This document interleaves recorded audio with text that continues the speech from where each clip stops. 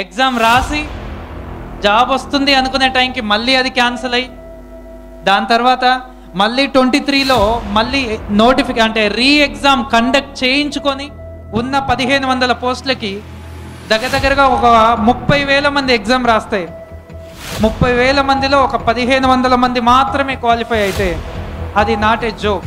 కాకుండా ఒక ITI బేస్తోని ఒక మంచి గవర్నమెంట్ జాబ్లో రీచ్ అవ్వడం అనేది రియల్లీ అది చాలా హ్యాపీ.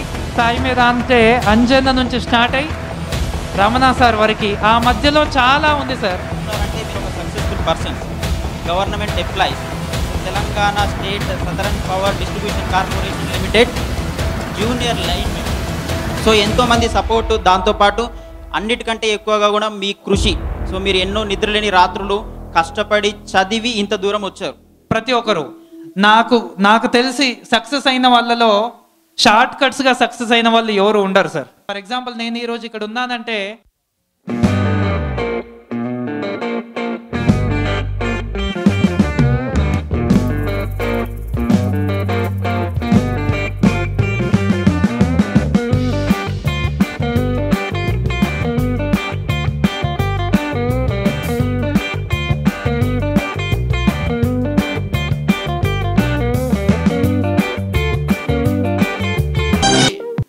ఈ రోజుటి కోసం అమ్మా.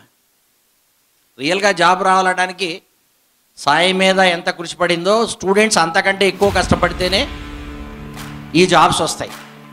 మనం సక్సెస్ అయిపోయాము అంటే సక్సెస్ అంటే చిన్న సక్సెస్ ఇది.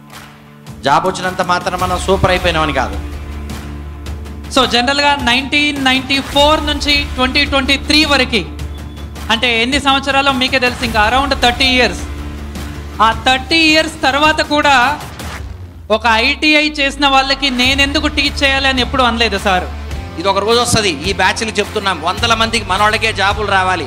ఎన్నోసార్లు చెప్పుంటాను శేఖర్కి, శేఖర్ మొత్తం జాబులు మనకే రావాలి. ఏమైనా